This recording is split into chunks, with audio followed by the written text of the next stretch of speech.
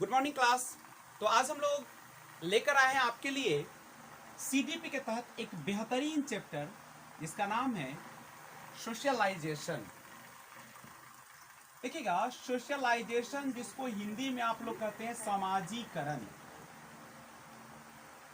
ये चैप्टर काफी इंपॉर्टेंट है, हर एग्जाम में से क्वेश्चन आते हैं।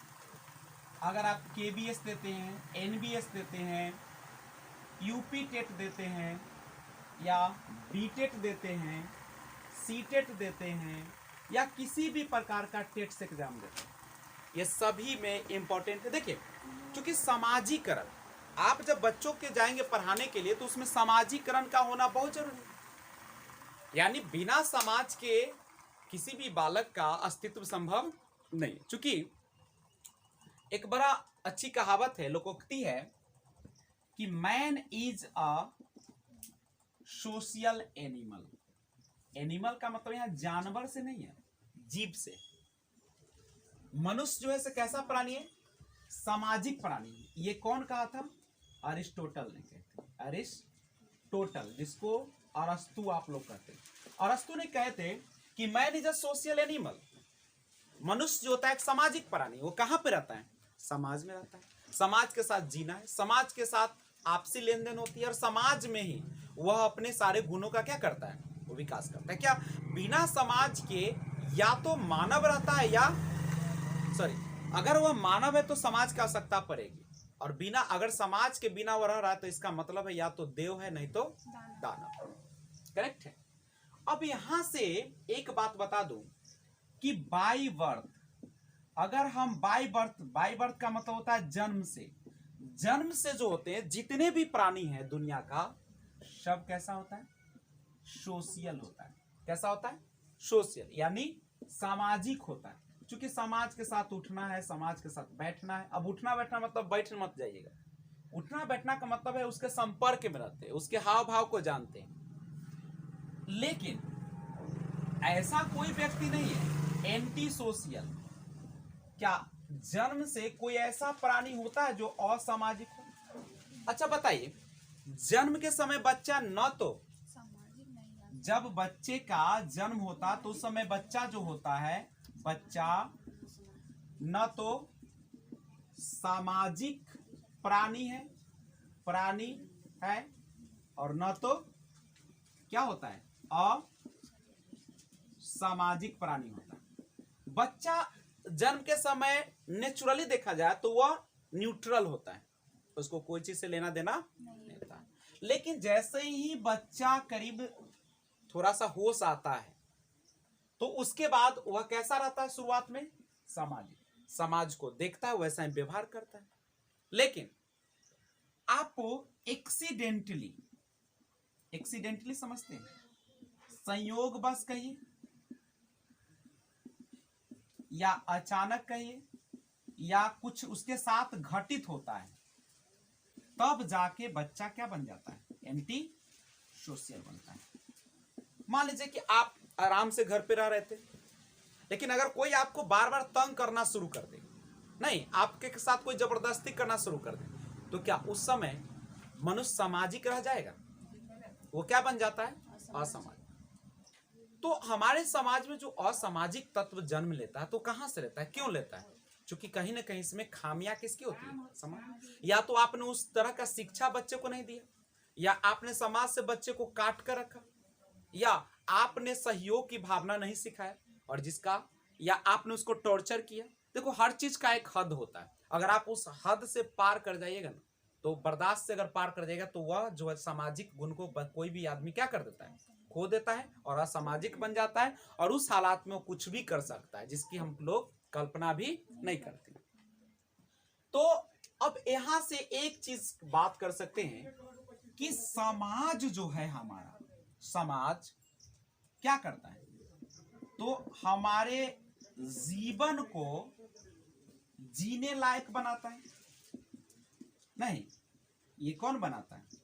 बनाना और बिगाड़ना जो होता है वह कहीं ना कहीं आपके परिवेश का, आपके वातावरण का, आपके समाज का बहुत बड़ा हाथ होता है।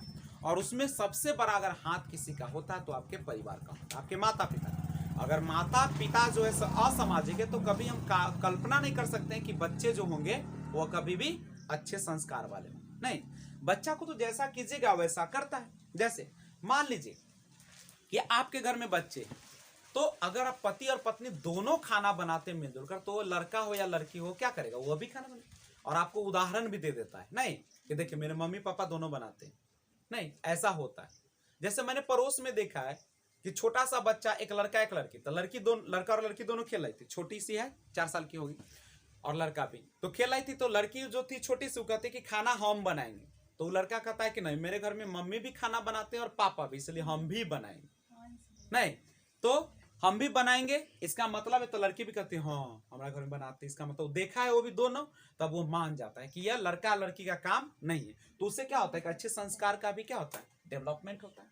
लेकिन ये सारा चीज तो एक आपको हेड है, लेकिन सबसे बड़ी बात जो है हमको जानना है समाज क्या होता है, समाजीकरण क्या है। नहीं, तो अगर आपसे पूछा जाए, क्योंकि ये चैप्टर का नाम है समाजीकरण, तो सबसे पहले हमको जानना है समाज होता है तो क्या होता है। तो देखिए, जहां पे आप रहते हैं वहां का एक नियम होता है, वहां का कुछ ना कुछ रीति रिवाज होते हैं, परंपरा होते हैं, नहीं नॉर्म्स होते हैं, ट्रेडिशन होते हैं। तो उन सब के अनुसार अपने आप को बना लेना या उसके अनुकूल ही अपने आप को ढाल लेना क्या कहलाता है, समाजीकरण। समाज क्या है, आपको पूछे कि समाज क्या है, तो समाज वह स्थान है जहां पर हम क्या करते हैं, जहां हम निवास करते हैं। यानी आप जहां भी निवास करते वही आपका क्या है, समाज। समाज अच्छा भी हो सकता है, समाज बुरा भी हो सकता है, समाज संस्कारी भी हो सकता है, संस्कार कुसंस्कारी भी हो सकता है। नहीं, ये डिपेंड करता है कि आप कैसे वातावरण में या कैसे समाज में रहते हैं। अब यहां से एक सवाल आता है, ये तो सामाजिक का बात, समाज का बात हुआ, समाज। अब समाजीकरण किसको कहते हैं, तो देखिएगा, समाजीकरण का मतलब होता है अडेप्ट करना, अपने आप को अडेप्ट करना, अपने आप को कौन चीज बनाना, अनुकूल बनाना। समाजीकरण का मतलब है जिस स्थान पे आप रहते वहां कुछ ना कुछ क्या होगा, सोशल नॉर्म्स होगा, सोशल नॉर्म्स होंगे। सोशल नॉर्म्स माने सामाजिक नियम होंगे। उसके बाद उसका कुछ ना कुछ क्या होगा, वैल्यूज होगा, मूल्य होंगे, होगा कि नहीं, सब समाज में एक मूल्य होता है ना। उसके बाद वहां का एक कल्चरल होगा, कल्चर होगा, संस्कृति होगा।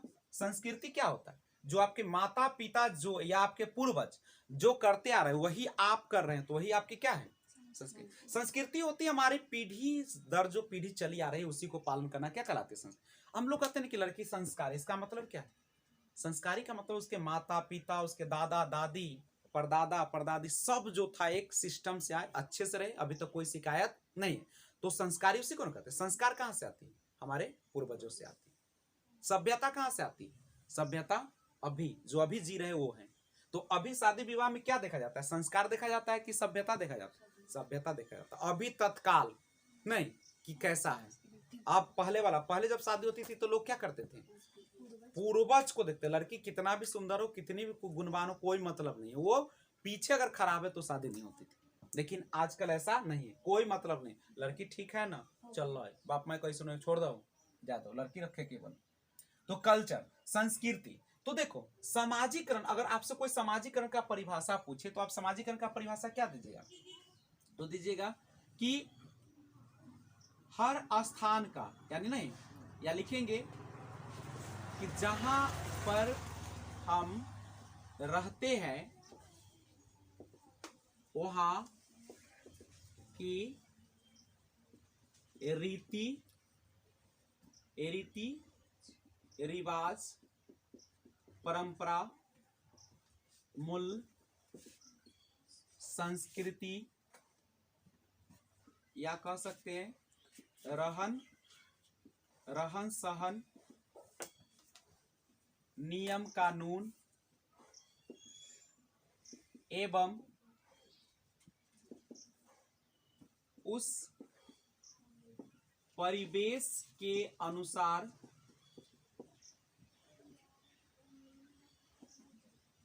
अपने आप को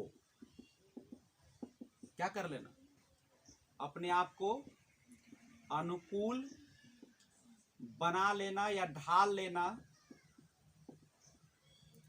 ही क्या है, समाजीकरण। यानी सिंपल सी बात समझिएगा, आप जहां पे भी रहते हैं उसके अनुसार अपने आप को बना लेना, उसके अनुकूल बना लेना, उसके जैसा कर लेना ही क्या कहलाता है, समाजीकरण।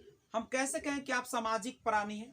तो चूंकि आप समाज के साथ रहते हैं तो समाज के नियम कानूनों को आप क्या करते हैं, पालन करते हैं, उसके अनुसार चलते हैं। हम कैसे कहते हैं कि बच्चा असामाजिक है?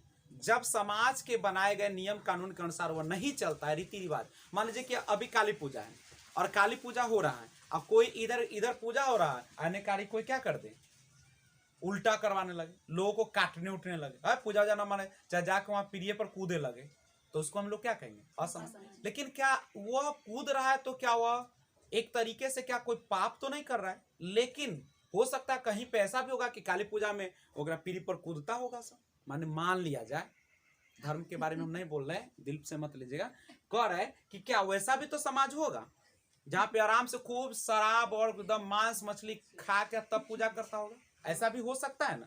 समाज तो बहुत सारा, जैसे जंगली आदमी क्या करता है, पहले देखते हो भगवान के बीच में रख देगा, खूब नाचेगा, खूब जैस काट उठ के खा पी कर चढ़ा देता है भगवान ना। तो वो भी, इसका मतलब क्या है, सामाजिक असामाजिक कहां से निर्धारित होता है? ये आपके आसपास के रहने वाले लोगों से, यही ना होता है। जरूरी नहीं कि आप जिस काम को गलत कर रहे हैं वह गलत ही हो, लेकिन आप जहां पे रह रहे वहां के लिए गलत है तो आप असामाजिक है नहीं। मान लीजिए कि यहाँ सुबह उठकर और भगवान का नाम लेना को सामाजिक माना जाए, लेकिन कहीं ऐसा भी तो होता होगा कि कहीं पे सुबह में उठकर नहीं और गाली देने को कहता हुआ कि शुभ है, जैसे कंपनी में जाएगा तो वहां तक गाली से शुरुआत होता है, ठीक है, तो वो हाँ के लिए सामाजिक हो, क्योंकि उसी का वातावरण ऐसा है। यानी सामाजिक और सामाजिक जो होता है यह डिपेंड करता है आप जहाँ पे निवास करते हैं वहां का नियम कानून रीति रिवाज किस प्रकार का है। ध्यान दीजिएगा, socialisation is a process through which a biological child acquires specific cultural identity. क्या कहता है, सोशलाइजेशन जो है, सामाजिकरण जो है, एक प्रक्रिया है थ्रू जिसके द्वारा विच अ बायोलॉजिकल चाइल्ड, बायोलॉजिकल मतलब समझते हैं, जैविक बच्चा, जैविक मतलब क्या होता है, आनुवंशिक, जो गुण उसके माता पिता से आया है वह प्राप्त करता है एक स्पेसिफिक खास कौन चीज, कल्चरल आइडेंटिटी, सांस्कृतिक पहचान को। देखो, बच्चा जब जन्म लेता है तो बायोलॉजिकल चाइल्ड होता है, बच्चा जब जन्म लेता है तो कैसा चाइल्ड होता है, बायोलॉजिकल चाइल्ड होता है। और यही जो बायोलॉजिकल चाइल्ड होता है, जैविक बच्चा जो होता है, बाद में क्या करता है, वह कल्चरल आइडेंटिटी, अपनी सामाजिक पहचान को क्या करता है, बनाता है। यानी समाज क्या है, तो समाज एक तरीका, एक प्रक्रिया है जिसमें जो बायोलॉजिकल चाइल्ड होते हैं वह क्या करते हैं, एक खास जो है क्या करते हैं, सांस्कृतिक पहचान को प्राप्त करते हैं। माने सांस्कृतिक पहचान माने क्या, जो उसके आसपास हो रहा है उसको क्या करता है, पहचान करता है। तो सिंपल सी बात है, आप बात सुने भी कि अरस्तु कहा भी करते हैं कि सामाजिक मनुष्य जो होता है से कैसा प्राणी है, सामाजिक प्राणी है, और जन्म से कोई भी बच्चा जो होता है वह असामाजिक नहीं होता है। यानी जो बाई नेचर होता है, बाई नेचर प्रकृति से, बाई नेचर जो होता है बच्चा प्रकृति से यानी जन्म से जो होता है वह कैसा होता है, सोशल बीइंग होता है, सोशल बीइंग यानी कैसा होता है, सामाजिक प्राणी होता है, सोशल बीइंग होता है। लेकिन एक्सीडेंटली वह बन जाता है कैसा, असामाजिक बनता है। ये अरस्तु कहा करते थे नहीं। तो ध्यान रखिएगा इस चीज को। अब थोड़ा सा हम इसको और डेफिनेशन को थोड़ा सा आपको बता दें। देखिए पूरा चैप्टर जो है ना वह बहुत ही क्या है, अब देखिएगा हमारा समाज जो है किससे मिलकर बनता है, नर और नारी से, और दोनों एक दूसरे के साथ क्या करता है, समायोजन करके समाज का निर्माण करता है। दोनों मिलकर अपने बच्चे को क्या करते हैं, सामाजिक मूल्य, सांस्कृतिक मूल्य, नैतिक मूल्य आदि सिखाते हैं, अतः वो एक समाज का क्या कर लेता है, निर्माण करता है। अब देखिए समाज पढ़ रहे हैं, उसमें हम थोड़ा सा एक बात कर दें कि समाज को अगर बनाना है तो उसमें दोनों लिंग की महत्व होता है। नहीं, चाहे वह लड़का हो चाहे लड़की हो, लड़का हो या लड़की। अब लिंग को इंग्लिश में हम लोग क्या बोलते हैं? दो टर्म बोलते हैं। अब एग्जाम में देखना है, सेक्स या जेंडर। सेक्स लिखा रहे तो समझ जाए कैसा प्राणी है, जैविक है, और जेंडर लिखा रहे तो सामाजिक प्राणी। जैविक कहने का अर्थ होता है या कि जन्म से ना कोई लड़का होता है ना कोई लड़की होती है। जन्म से क्या होता है? दो प्राणी, सिस्टम को चलाने के लिए दो प्राणी की जरूरत है। नहीं, एक मेल और एक फीमेल। प्रोडक्टिव एक के पास होता है रिप्रोडक्टिव सिस्टम। तो जन्म से ना कोई लड़का होता है ना लड़की होती है, दो प्राणी हैं जिससे हमारी क्या होती है? धरोहर चलती है, वंश चलता है। लेकिन जेंडर कौन बनाया? कौन कहता है कि तुम लड़का हो? लड़का कहने का अर्थ क्या कहता है? लड़का कहने का मतलब यह है कि तुम हर जगह जा सकते हो, बाहरी काम कर सकते हो, स्वतंत्र रह सकते हो। नहीं, लेकिन लड़के जैसे ही कहते हैं तो क्या हो जाता है? लड़की का मतलब है चार दीवारी जीवन, घर का काम करो, खाना बनाना, घर को सजाना, ये काम। ये कौन बनाया सब? ये कौन कहा कि तुम लड़की हो ये लड़का? क्या लड़का और लड़की क्या शारीरिक रूप से कमजोर होते हैं? दोनों एक समान होते हैं, लेकिन कौन कमजोर इसको बनाता है? समाज बनाते हैं। कहा कि तुम लड़की हो, लड़की लड़की कह के उसको लड़की बना दिया। नहीं, अगर शुरुआत से लड़के जितना फैसिलिटी लड़की को दिया जाए तो क्या उससे किसी भी क्षेत्र में कमी? अभी भी लड़की आईएएस बन रही है, बहुत ऊंचे ऊंचे पोस्ट पर। अब चाइनीज लड़की को देखो तो लड़का उसके सामने फेल है, एक लड़की 10 को काट के रख देगी ना। तो इसका मतलब है कि यहाँ लड़का और लड़की की जो बात हम लोग करते हैं वो कौन बनाया? हमारा समाज बनाया है। और अच्छा समाज तभी बन सकता है जब क्या होगा? दोनों को समान अधिकार दिया जाएगा। नहीं, देखिए पुरानी जो परंपरा है, जब तक उससे हम बाहर नहीं निकलेंगे तब तक हमारा समाज अच्छा नहीं हो सकता है। ठीक है, और भेदभाव को मिटाना पड़ेगा। जितना सुविधा लड़का को दिया जाए उतना ही लड़की को दिया जाए। आप सभी को पता होगा कि अकेला व्यक्ति या अकेला स्त्री समाज का निर्माण नहीं कर सकता, दोनों मिलजुल कर ही समायोजन करें तब अच्छा समाज बना सकते हैं। तो सामाजिक रचना के लिए लिंग की भूमिका बहुत जरूरी है। नहीं, और हम लोग क्या करते हैं? इसमें एक भेदभाव लगा देते हैं, जेंडर बायसनेस जिसको बोलते हैं, लिंग पूर्वाग्रह जिसको आप लोग बोलते हैं। नहीं, इसमें क्या होता है? लिंग पूर्वाग्रह क्या होता है? जिसमें एक को कमजोर और दूसरे को मजबूत, यानी एक के तुलना में दूसरे को क्या समझा जाता है? कम या ज्यादा आंका जाता है। उसी को हम लोग क्या कहते हैं? लैंगिक पूर्वाग्रह। जब स्त्रियों को पुरुषों से कम या पुरुषों को स्त्रियों से कम समझा जाता है तो इसी को हम लोग क्या कहते हैं? लैंगिक पूर्वाग्रह, लिंग रूढ़िबद्धता या मिथ्या, यही सब है ना आपका। लैंगिक भेदभाव उत्पन्न हो जाता है। लैंगिक भेदभाव उत्पन्न होना समाज के लिए कैसा है? खतरा होता है, क्योंकि इसके चलते हम एक दूसरे को क्या करते हैं? नीचा दिखाने का प्रयास करते हैं। लोग शादी करके तो चले जाते हैं, लेकिन उसको घर में कैसा व्यवहार करते हैं? नीचा समझते हैं। कहते हैं कि तुम घर में आई हो कौन चीज के लिए? घर को सजाने के लिए, काम करने के लिए, नौकरानी की तरह बिहेव करने के लिए। तो सबसे पहले आप पहले से ही क्या कर दीजिए? दोनों को एक समान रखिए। एक समान कब होगा? जब पति और पत्नी दोनों सब काम को करेंगे, बाहर का भी घर का। ऐसा बाजार जाना होगा तो लड़की भी जा सकती है, लड़का भी जा सकता है। खाना बनाना होगा तो लड़का भी कर सकता है, लड़की भी कर सकती है। देखिए, लड़कों को खाना थाली में मिलना और लड़कियों को हाथ में मिलना, ये क्या है? लैंगिक पूर्वाग्रह।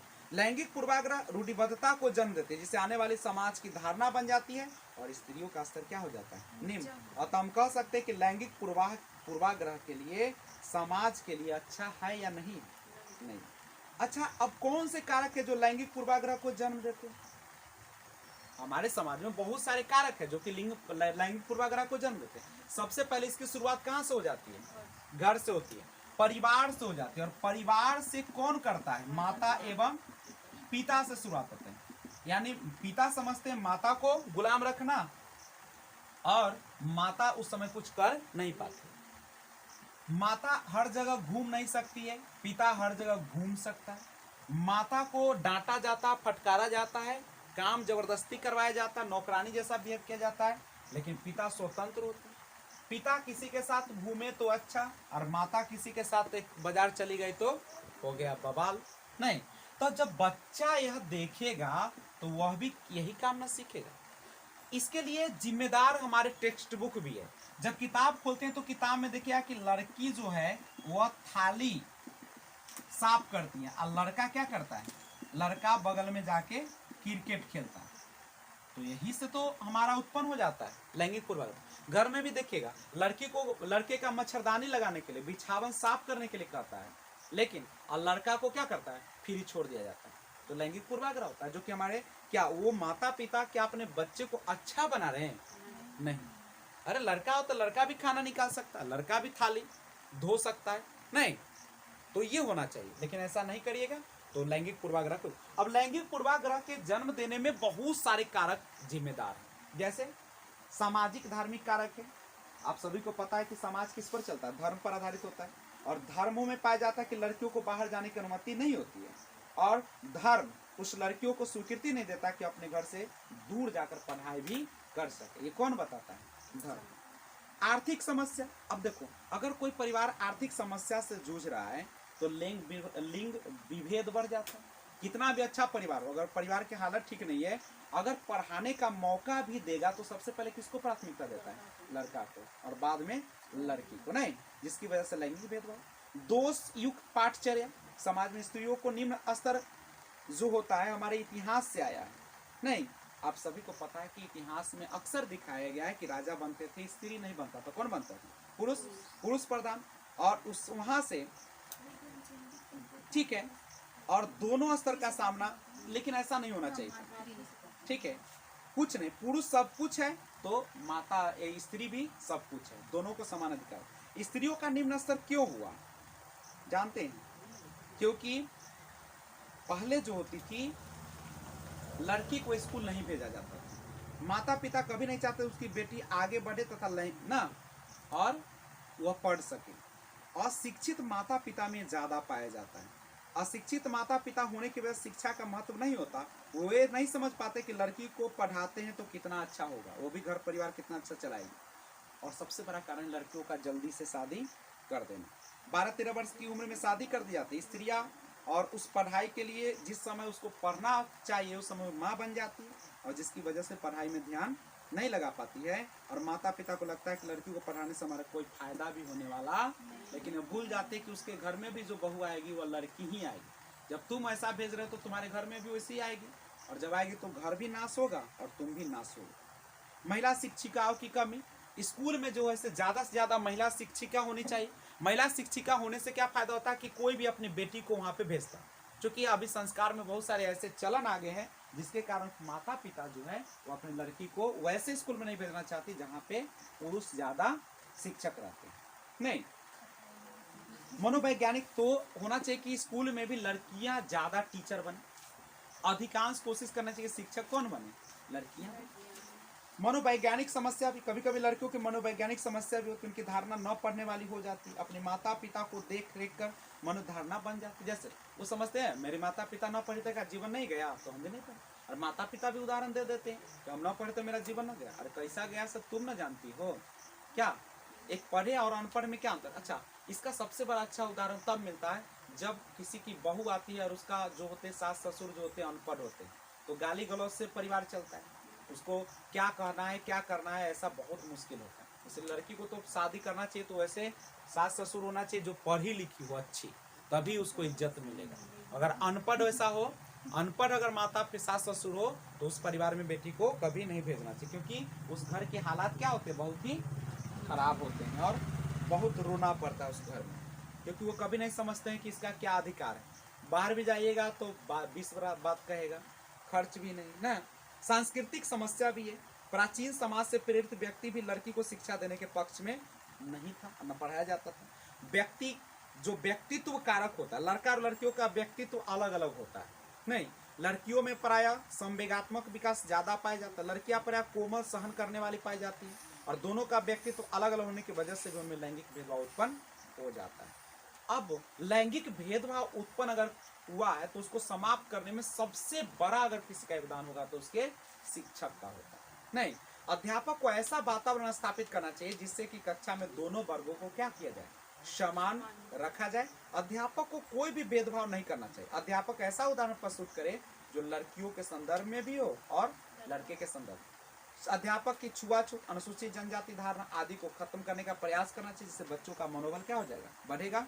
और जो माता पिता अपनी लड़कियों को नहीं पढ़ाना चाहते उनके साथ मिलकर उन्हें समझाना चाहिए। और कक्षा में लिंग भूमिकाओं के रूढ़िबद्धता को कम करना अध्यापक का पहला कर्तव्य होना चाहिए। ऐसा नहीं कि कक्षा में गए अब बोलते है लड़की ये लड़का, ये कभी भी नहीं बोलना चाहिए।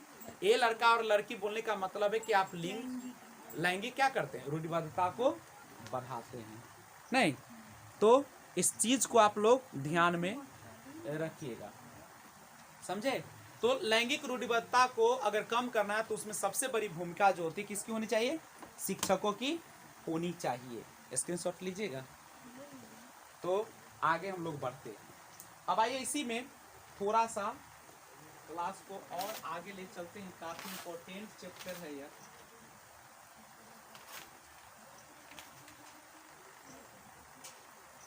तो बढ़े, आगे बढ़े।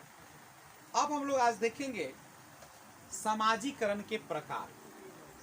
कितने प्रकार के समाजीकरण होते हैं। देखिए, समाजीकरण बहुत अच्छी चैप्टर है और सारे एग्जाम में जितने भी टीचर से संबंधित एग्जाम होते हैं वो क्वेश्चन सब में पूछा जाता है। तो आइए हम लोग बात करें समाजीकरण के प्रकार। समाजीकरण के प्रकार देखिए। तो देखिए, पहला जो होता है जिसको बोलते हैं प्राइमरी सोशलाइजेशन। प्राइमरी सोशलाइजेशन किसको बोलते हैं, प्राथमिक समाजीकरण। दूसरा जो होता है जिसको आप लोग क्या बोलते हैं,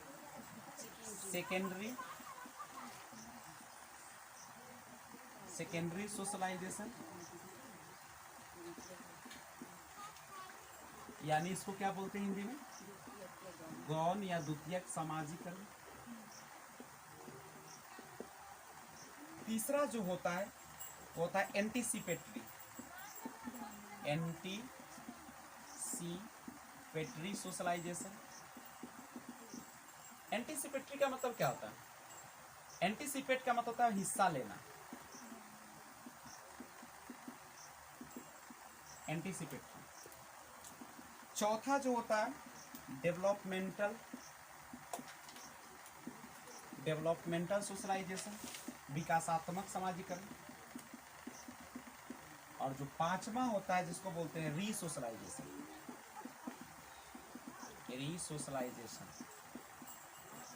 रीसोशलाइजेशन का मतलब क्या होता है,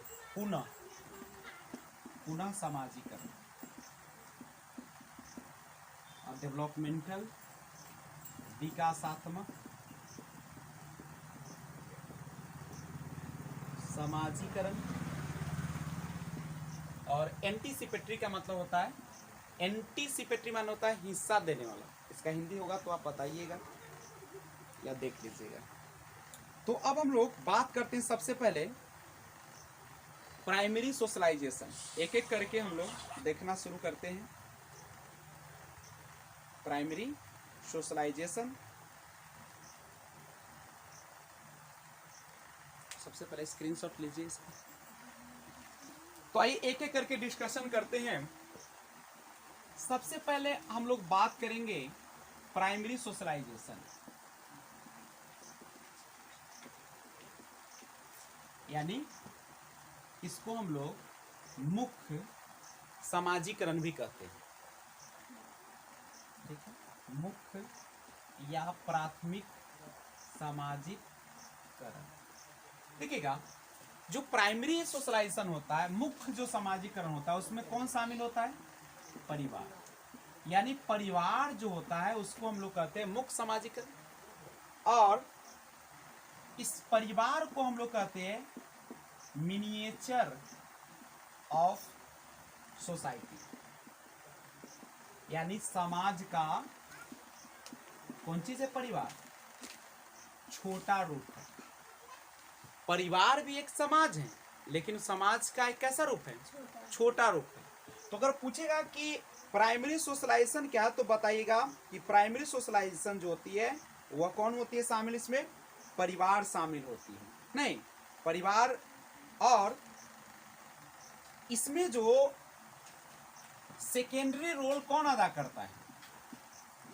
सेकेंडरी रोल जो होते हैं, द्वितीयक जो भूमिका निभाती है परिवार में, वह कौन निभा सकता है? तो उसके आस पड़ोस के लोग, नेबर, नहीं, और स्कूल हो सकता है, और कौन हो सकता है? यानी एक तरीके से कहना कि सेकेंडरी मतलब हम यहां पे लिख भी देते हैं, सेकेंडरी सोशलाइजेशन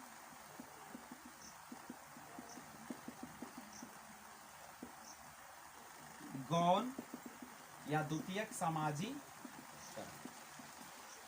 तो एक बात स्पष्ट है कि परिवार को छोड़कर, एक्सेप्ट परिवार, एक्सेप्ट फैमिली,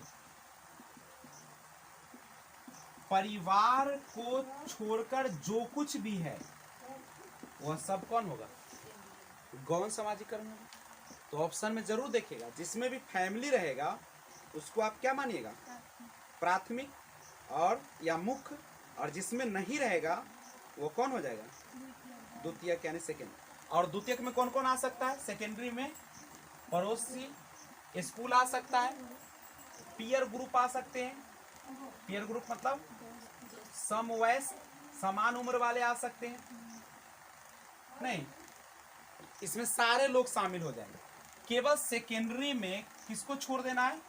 परिवार को। यानी परिवार को छोड़कर जितना भी होगा सबका सब क्या होगा? सेकेंडरी होगा। ठीक है। अब तीसरा जो है जिसको हम बोलते हैं एंटीसिपेटरी।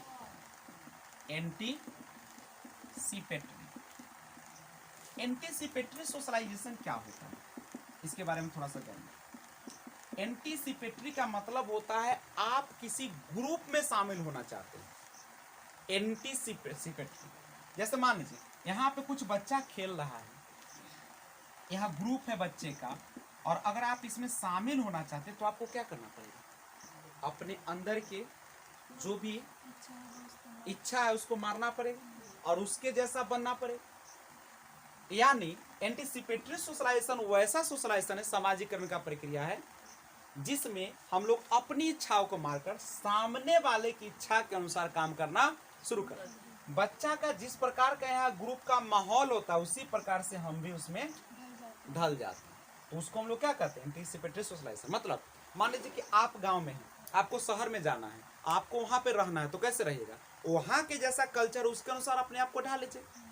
वहां पे औरतें भी बाजार जाती है, आप भी बाजार जाएंगे। वहां पे सब फैशन में रहते हैं, आप भी फैशन में रहेंगे, यही ना करेंगे? या वहां का जिस पर सब अपने आप से मतलब रखता है तो आप भी अपने आप से मतलब रखें। कि गांव की तरह वहां भी दो चार के लेके गपियाले रहेंगे? नहीं। तो एंटीसिपेटरी सोशलाइजेशन का मतलब होता है सामने वाले के अनुसार अपने आप को ढाल लेना। आपके अंदर चाहे जो भी गुण हो उसको थोड़ा देर के लिए क्या कर देना है? समाप्त कर देना। आइए अगला है डेवलपमेंटल सोशलाइजेशन। ध्यान दीजिएगा, डेवलपमेंटल सोशलाइजेशन, यानी अगर हिंदी में इसकी बात करें तो बोलते हैं विकासात्मक सामाजिकरण। अच्छा, विकासात्मक सामाजिकरण क्या है? क्या समाज में विकास कर जाना विकासात्मक सामाजिकरण? नहीं। जब आप कोई नए कौशल यानी स्किल्स, ठीक है, जब नए स्किल्स आप सीखते हैं ना, तो उसके लिए जो आपका में अंदर परिवर्तन आता है उसी को हम लोग कहते हैं डेवलपमेंट सोशलाइजेशन। अच्छा, मान लीजिए अगर कोई फ्रेंच का आदमी है और वह अगर अंग्रेजी सीखना चाह रहा है तो क्या करना चाह रहा है? अपना स्किल को डेवलप करना चाह रहा है। क्या करना चाह रहा है? अपने स्किल जो है, स्किल क्या होता है? जब हम ट्रेनिंग के द्वारा नहीं, या जो प्रशिक्षण आप बोलते हैं, उसके द्वारा जब हम अपने अंदर कुछ सुधार लाते हैं, नए गुण को विकास करते हैं, तो उसी को हम लोग क्या कहते हैं? विकासात्मक समाजीकरण। तो याद रखिएगा, नए कौशल को सीखना ही क्या कहलाता है? विकासात्मक। ये हमेशा क्या जाता है? न्यू स्किल्स को सीखने के लिए, नया नया स्किल। मान लीजिए कि ये कलम है हमारा, हम चाहते हैं कि एक बेहतरीन कलम बनाए, तो उसके लिए जो हम नया स्किल्स सीखेंगे वही हमारा क्या कहलाएगा? डेवलपमेंटल स्किल्स कहलाएगा। तो याद रखिएगा, जब भी आप नया स्किल सीखते हैं तो उसी को हम लोग कहते हैं डेवलपमेंटल सोशलाइजेशन। और पांचवा और लास्ट है रीसोशलाइजेशन, पुनः समाजीकरण। अब पुनः समाजीकरण क्या? देखिए, तो पुनः नामे से लग रहा है, पुनः माने क्या? दोबारा। पुनः माने क्या होता है? दोबारा। एक बार आपके अंदर समाजीकरण हो चुका था, आपने सारे समाजों के मापदंडों को जान चुके थे, लेकिन जब फिर अगले ऐसे वातावरण में गए जहां का सामाजिक वातावरण बिल्कुल क्या था?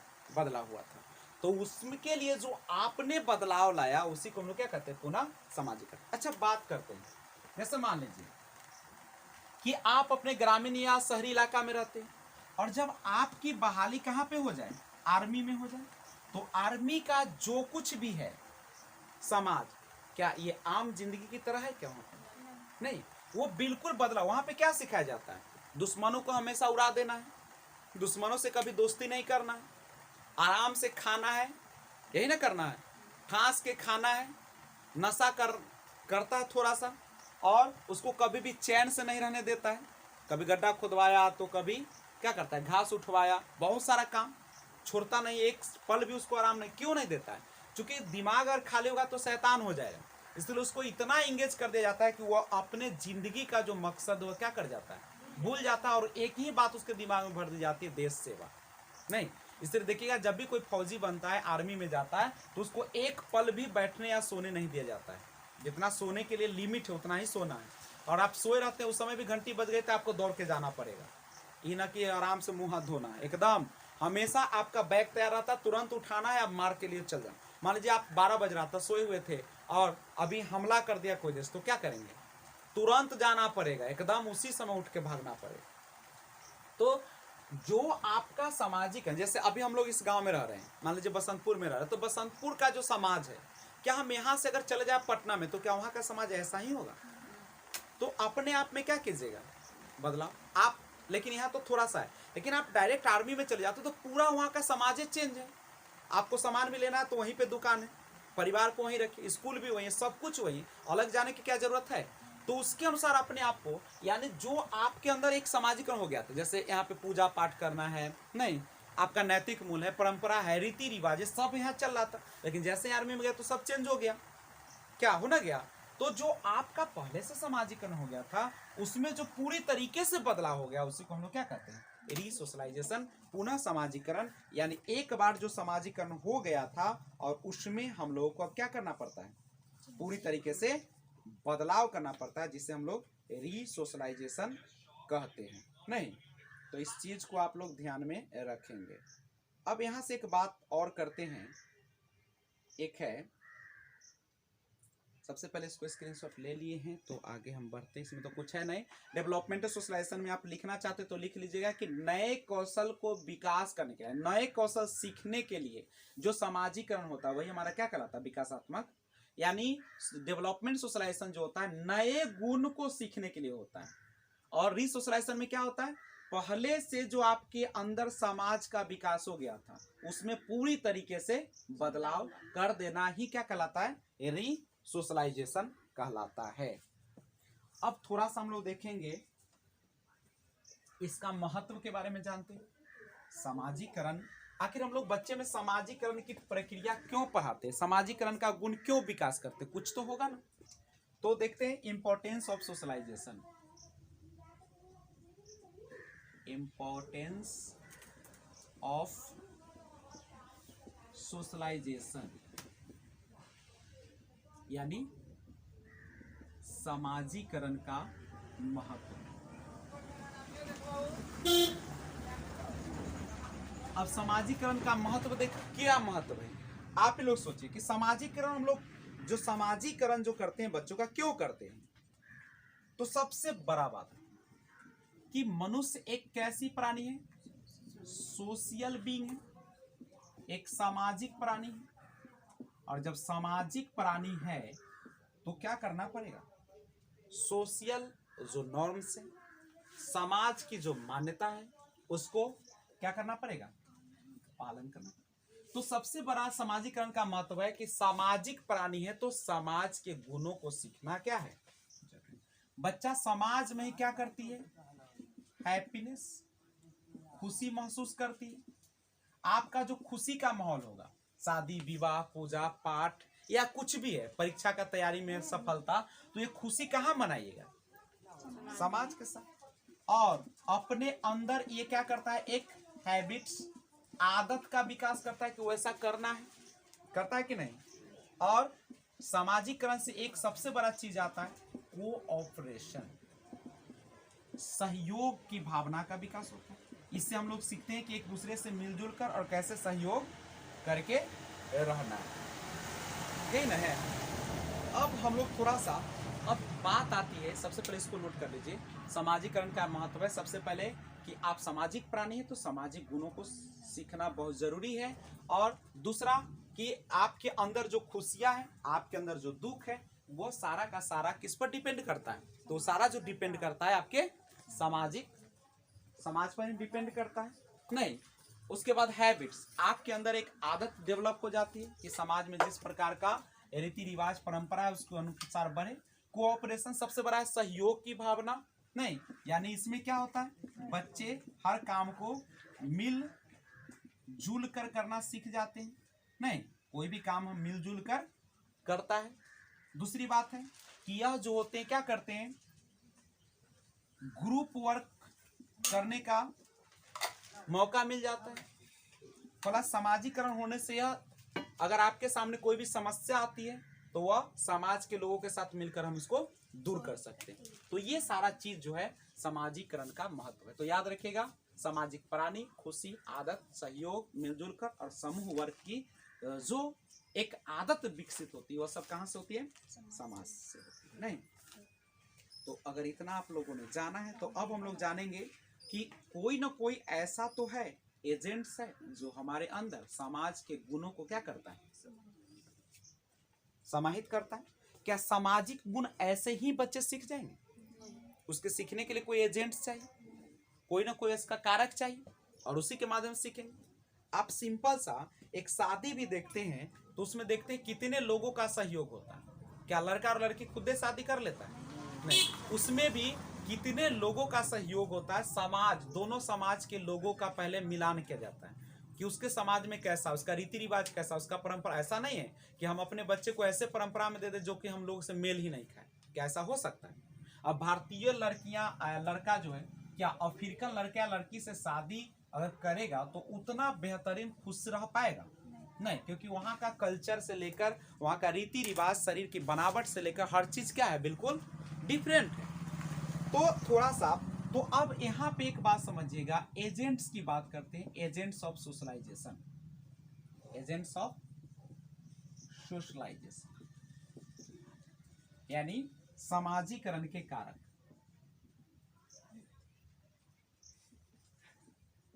सामाजिकरण के कारक यानी आपके अंदर जो सामाजिकरण यानी समाज का गुण आएगा वह किन माध्यमों से, आप ही बताइए।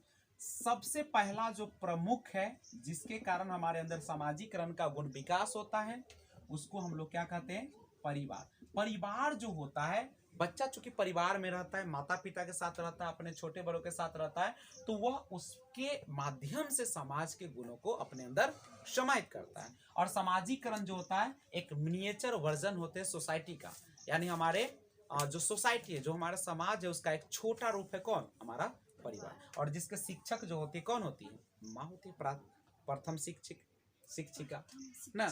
तो याद रखिएगा, पूछेगा कि सामाजिकरण के जो कारक है उसमें सबसे इंपॉर्टेंट कौन भूमिका अदा करता है, आपका परिवार में भी माँ। दूसरा है आपका, इसमें कौन हो सकता है, आपका स्कूल हो सकता है, नहीं, स्कूल में भी आप क्या करते हैं, वहां पर भी उसके नियम कानून रीति रिवाज को सीखते हैं, कैसे रहना है, कैसे क्या करना है, नहीं। उसके बाद आपका जो पीयर ग्रुप है, नहीं, समवयस्क जो है, समवयस्क यानी आपके समान उम्र के जो बच्चे हैं उसके साथ भी आप क्या करते हैं, उसी तरह का माहौल को गेन करते हैं समाज के। उसके बाद आपका मीडिया, आजकल तो मीडिया बहुत बड़ा भूमिका निभा रही है क्योंकि हर बच्चा जो है से मोबाइल से जुड़ा हुआ, टीवी से जुड़ा रहता है।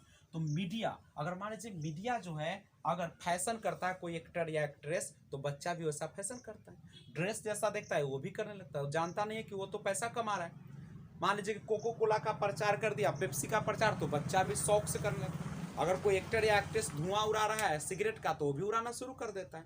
बाल रंग ले उज्जर से तो लाल से, तब वो उज्जर लाल कर लेता है। इसका मतलब क्या है, मीडिया भी बहुत भूमिका निभाती है। लेकिन हमारे जो भी सफल व्यक्तित्व वाले हैं उनको जो एडवर्टाइजमेंट करते हैं तो उनको थोड़ा सोच समझ के करना चाहिए। नहीं, अब शिक्षक सबसे बड़ा जीवन में सबसे जो बदलाव लाते हैं सामाजिकरण में, वो कौन लाते हैं, टीचर। अगर टीचर जो होंगे, नहीं, इन पर बहुत डिपेंड करता है।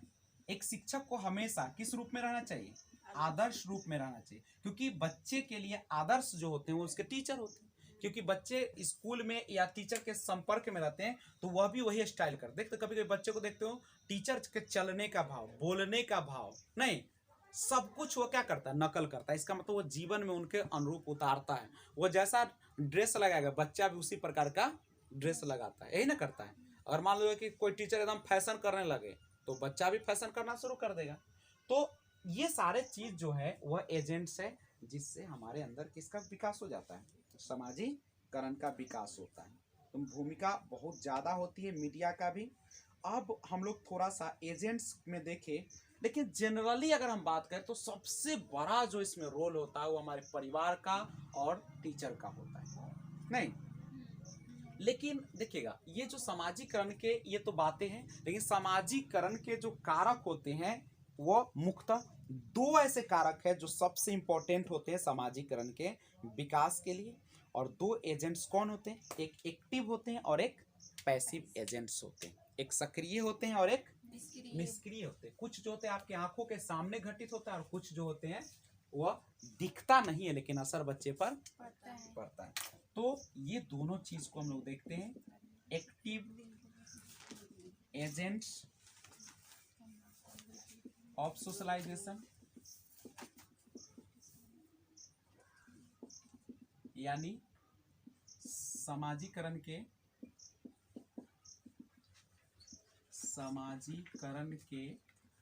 सक्रिय कारक, और दूसरा होता है पैसिव एजेंट्स। ये क्या होता है, निष्क्रिय कारक, नहीं, यानी कुछ जो होते हैं दिखते हैं और कुछ जो होते हैं नहीं दिख पाते। तो अब यहां से देखते हैं, एक होता है एक्टिव सोशलाइजेशन जो होता है वह डायरेक्टली होता है। डायरेक्टली का मतलब एकदम आपके साथ वो घटित हो रहा है। जैसे इसमें हो सकता है आपका जो परिवार है, जैसे परिवार जो होता है वह एक्टिव होता है सोशलाइजेशन एजेंट से। डायरेक्ट आप परिवार के साथ है, परिवार में जो हो रहा है वैसा आप क्या कर रहे हैं, हो रहा है। इसमें परिवार आ सकता है, आपका नेबर आ सकता है, नहीं, आपका स्कूल आ सकता है, आपके टीचर हो सकते हैं, यही सब ना। तो ये सारा जो है कैसा है, डायरेक्ट रूप से आप इन्वॉल्व इसमें है कि नहीं, आप शामिल है। लेकिन कुछ ऐसे एजेंट्स होते हैं सोशलाइजेशन के जो इनडायरेक्टली होते हैं, जो आपके सामने डायरेक्ट नहीं होता है लेकिन अप्रत्यक्ष रूप से होता है। जैसे आपके आसपास का जो वातावरण, उसका प्रभाव आप पर पड़ रहा है कि नहीं पड़ रहा है, नहीं। आप जैसे चले जाते हैं लाइब्रेरी में, तो लाइब्रेरी में देखते हो कि आराम से सब किताब ले लेता है, आराम से बैठ के पढ़ता है, ना कोई बात किसी से करता है क्या। तो क्या यहाँ भी एक सोशलाइजेशन है कि नहीं है, लेकिन क्या बच्चा इसमें इंटरेक्ट कर रहा है, क्या एक दूसरे से बातें कर रहा है, नहीं कर रहा है। लेकिन इस समय क्या है, इस समय एक्टिव में क्या होता है, बच्चा एक दूसरे से संपर्क में रहता है। इसमें पियर्स भी आ सकते हैं, समवयस्क, नहीं। इसमें बच्चा डायरेक्ट रूप से जुड़ा होता है, वो उससे बातें करता है, नहीं, उसे अपना शेयर करता है सभी चीजों का। लेकिन जो पैसिव एजेंट्स होते हैं उसमें क्या होता है, इनडायरेक्ट रूप से। जैसे मान लीजिए दो पति पत्नी लड़ रहा है, तो क्या आपके बच्चे पर असर होगा कि नहीं, लेकिन बच्चा तो उसमें शामिल नहीं है, लेकिन वो देख रहा है, अवलोकन कर रहा है, ऑब्जर्वेशन कर रहा है, तो वह उसका असर होगा। इसीलिए कहता है कि अच्छे वातावरण ही अच्छे समाज का निर्माण कर सकता है। बच्चा जरूर नहीं कि उसके साथ जो हो रहा है उसी के आधार पर वह आगे बढ़ेगा, वह ऐसा भी हो सकता है कि उसके साथ जो न हो रहा है और आसपास जो घटित हो रहा है वह इनडायरेक्ट रूप से भी उस पर असर होगा। अगर आपका पड़ोसी अच्छा नहीं है तो कल्पना मत कीजिए कि आपके बच्चे भी अच्छे सामाजिक व्यक्ति बन पाएंगे। ठीक है, तो डायरेक्टली का मतलब होता है जिसमें बच्चे शामिल होंगे, इंटरेक्ट करेंगे। और पैसिव एजेंट्स में क्या होगा, बच्चा उसमें शामिल नहीं होगा, लेकिन आसपास के वातावरण है, आसपास का जो भी लोग हैं या जो लाइब्रेरी है वहां पे भी एक सोशलाइजेशन का डेवलप होते रहते हैं, यानी इनडायरेक्ट रूप से। नेक्स्ट हम लोग देखेंगे factors affecting socialisation. Factors affecting socialisation, यानी सामाजिकरण को प्रभावित करने वाले सामाजिकरण को प्रभावित करने वाले कारक। अब कौन कौन से ऐसे कारक हैं जो आपके सामाजिकरण में क्या करते हैं, प्रभावित करते हैं? तो सबसे बड़ी जो बातें हैं वह होती है नेशनलिटी, राष्ट्रीयता। अच्छा बताइए, अगर आप चले जाते हैं ऑस्ट्रेलिया, आप चले जाते हैं अमेरिका, आप चले जाते हैं ब्रिटेन और भारत, तो क्या सबका जो होगा राष्ट्रीयता एक ही होगा? उसका अपना रहन सहन या हर चीज होगा और आपका अलग होगा। तो यह भी आपके सामाजिकरण में प्रभावित करता है। नेशनलिटी, जिस तरीके के राष्ट्र में आप निवास करते हैं उसी प्रकार के आपके अंदर क्या होगा, सामाजिकरण का गुण आएगा। यहां तक कि आपका जो जेंडर है, आपका जो लिंग है, नहीं, यह भी क्या करता है, चाहे आप मेल हो या आप फीमेल, यह भी क्या करता है, आपके सामाजिकरण को प्रभावित करता है। जैसे मेल का एक अलग समाज होता है, फीमेल का एक अलग समाज होता है, नहीं, तो यह भी बहुत प्रभावित करता है। उसके बाद आपका जो कल्चर है, आपकी जो संस्कृति है, नहीं, संस्कृति भी, जैसे आपके संस्कृति में यह सिखाया जाता है कि लड़कियों को घर पे रहना है, बड़ों का आदर करना है, बड़ों से मुंह नहीं लगाना है, गलत हो चाहे सही, यही सब ना। तो यह भी क्या कर रहा है, हमारे सामाजिकरण को प्रभावित कर रहा है कि नहीं कर रहा है? लेकिन क्या सही बात है? बिल्कुल नहीं। लैंग्वेज, आपकी भाषा भी प्रभावित करता है, नहीं, आपके सामाजिकरण में भाषा का भी बहुत बड़ा असर होता है। ठीक है, अब एक बात जो आपको मैं बता दूं, लेकिन इसके पहले नोट कीजिए। देखिएगा, सामाजिकरण को प्रभावित जो करने वाले कारक है उसमें जेंडर कॉन्स्टेंसी जो होता है, जेंडर कॉन्स्टेंसी,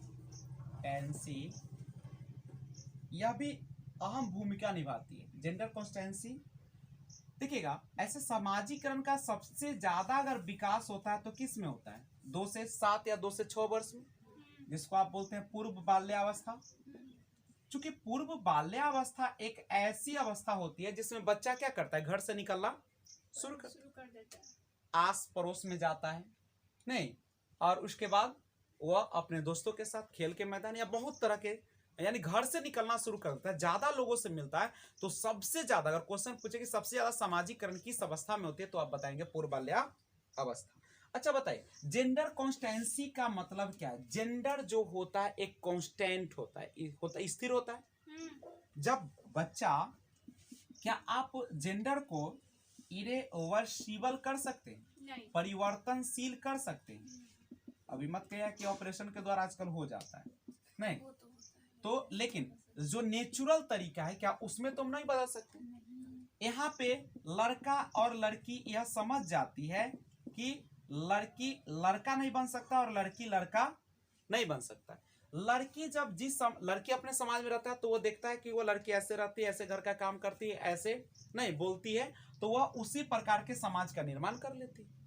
देखो, एक समझौता कर लेती है, उसके अंदर गुण था सबके साथ, मतलब कह सकते हैं कि हर चीज करने का, वह भी जो है से अपने अंदर पढ़ भी सकती है, अपने अंदर विकास भी कर सकती है गुणों का, लेकिन उसने क्या किया, अपनी इच्छाओं को दबा ली। क्यों दबा ली? क्योंकि उन्हें दूसरे लड़की को देखी और उसी के अनुरूप उसने अपना समाज बना दिया। लड़का भी देखता है, लड़कियों के साथ रहता है, लड़का जैसा करता है, जैसा बोलता है वैसा ही। जैसे लड़के की आदत है गाली देना है, खेलना है, मारपीट करना है, नहीं, लड़की गुड़ियों के साथ खेलती है ना, घर को सजाती है, तो ये सारा जो होती है ये सब कहाँ से आ जाता है? ये गुण आ जाता है। और देखिए बाल्यावस्था में आते आते बच्चा यह जरूर समझ लेता है कि जैसे कपड़े हम लोग पुराना होता है तो बदल लेते हैं, वैसे हम लोग जेंडर को नहीं बदल सकते। नहीं, कपड़ा तो बदल लेते हैं कि क्या जेंडर को बदल सकते हैं? तो यह अच्छी तरीके से उसको समझ में आ जाती है। तो इसको पहले स्क्रीनशॉट ले सकते हैं, उसके बाद हम लोग बढ़ते हैं। तो आइए ऐसे देखते हैं सामाजिकरण में कुछ स्टेजेस देखते हैं, अवस्थाओं को। ऐसे उसका उतना महत्व होता नहीं, लेकिन फिर भी देखते हैं। देखिए सबसे पहला जो अवस्था होता है जिसको आप लोग कहते हैं इनफेंसी, क्या बोलते हैं उसको? इनफेंसी, हिंदी में बोले तो शैशवा अवस्था। कब से कब तक होता है? जन्म से 2 वर्ष। जन्म से 2 वर्ष ना, जन्म से 2 वर्ष का जो समय होता है शैशवा अवस्था को। शैशवा अवस्था में क्या होता है? Senses are teacher. इसमें क्या होता है? इंद्रियों के माध्यम से बच्चा सीखता है। इंद्रियों, इसमें बच्चा जो होता है इंद्रियों के माध्यम से सीखता है, यानी बच्चा कोई भी चीज को ऑब्जर्व करता है और वैसा ही वह करने का प्रयास करता है।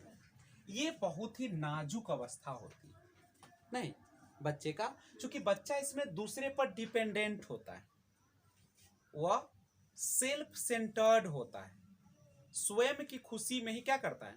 खुशी महसूस करता है। दूसरा अवस्था की अगर हम बात करें तो दूसरा अवस्था आ जाता है कौन सा? चाइल्डहुड आ जाता है। चाइल्डहुड बोले तो बाल्यावस्था, जिसको 2 कैटेगरी में बांट सकते हैं। ऐसे बाल्यावस्था को अगर देखा जाए तो कितना, 3 से लेके 11 या 12, 3 से 11 या 12 वर्ष, यही ना होता है? 3 से 11 लिखे कि 12 लिखते?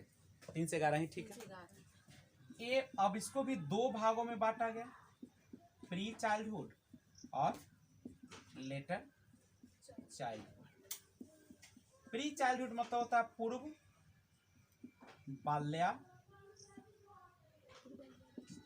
बाल्यावस्था, और ये हो गया आपका उत्तर बाल्यावस्था। पूर्व बाल्यावस्था का समय अगर देखा जाए 2 से 6 या 7 ना, कहीं कहीं 3 से 6 रहता है या 2 से 6, और ये 7 से 11 वर्ष होता है।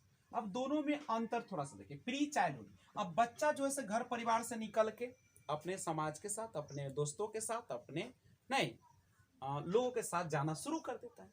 2 से 6 ये स्कूल से पूर्व की अवस्था। अभी बच्चा स्कूल नहीं जा रहा है, बच्चा तो 6 साल में स्कूल जाएगा, ऐसे किंडरगार्टन में तो जाता है, प्लेइंग स्कूल में, लेकिन अभी जनरली जो होता है स्कूल से पहले की अवस्था होती है, इसमें गैंग से पहले की अवस्था है, और इसमें एक जो होता है यह खिलौने की उम्र है कि खेलने की उम्र है?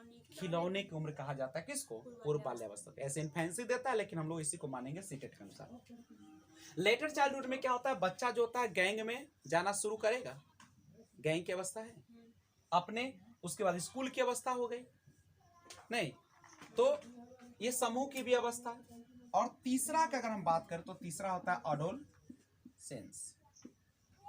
अडोलसेंस बोले तो किशोरा अवस्था। ये बहुत ही इंपॉर्टेंट अवस्था होती है, जो कि 13 से 19 या 12 से 18 के, 13 से 19 के, WHO के अनुसार हो जाएगा 10 से 19। ये सारा है, आप इसको देख लीजिए। नहीं तो अडोलसेंस किशोरा अवस्था एक ऐसी अवस्था है जिसमें बनने और बिगड़ने की अवस्था है। स्टेनले हॉल के अनुसार कहा जाए तो स्टॉर्म एंड स्ट्रेस, आंधी और तूफान की अवस्था इसको कहा जाता है। बच्चे को अगर अच्छा समाज मिलेगा, अच्छे माता पिता बनेंगे तो अच्छे सामाजिक आदमी बनेगा, और नहीं तो ये क्या करेगा? असामाजिक बनेगा। यह एक ऐसी अवस्था है जिसमें विपरीत आकर्षण भी होता है। कभी कभी लड़का अगर अच्छा है या लड़की तो अपने कामों से मतलब रखता है, नहीं तो एक लड़का एक लड़की कहीं पे जाकर बैठ के बातें करना शुरू कर देते हैं, अपना समाज बना लेता है। इसमें बहुत तरह के परिवर्तन आते हैं, जिसके कारण क्या होता है कि हमेशा दुश्चिंतता रहती है। शारीरिक परिवर्तन होते हैं, लड़का हो या लड़की नहीं, तो ये शारीरिक परिवर्तन से भी चिंतित रहते हैं, चूंकि यहाँ पे उस तरीके का शिक्षा नहीं दिया जाता है किस प्रकार के शारीरिक बदलाव होते हैं। तो ये दुश्चिंता, इसमें करियर का भी एक टेंशन बना रहता है, नहीं, अपने जीवन को सजाने का संवारने का भी ये समय होता है। दूसरी बात होता है कि कभी कभी तो यह क्लासरूम एडोलसेंस वाले में फैशन रूम बन जाता है, लड़के अपने मेकअप में रहते हैं, लड़की अपने मेकअप में रहती है, नहीं, तो ये सारा चीज जो एडोलसेंस की एक खतरनाक अवस्था होती है। और अगर अच्छे वातावरण मिला, सही वातावरण में रहा तो बन जाएगा, अन्यथा वह समाज के लिए क्या हो जाएगा, एक श्राप बन के रह जाएगा। तो ये है, उसका इतना महत्व नहीं है, लेकिन फिर भी जानना जरूरी है। आइए तो हम लोग देखते हैं एजुकेशनल इम्प्लीकेशन। अब हम लोग एजुकेशनल इम्प्लीकेशन को देखते हैं। शैक्षिक अनुप्रयोग।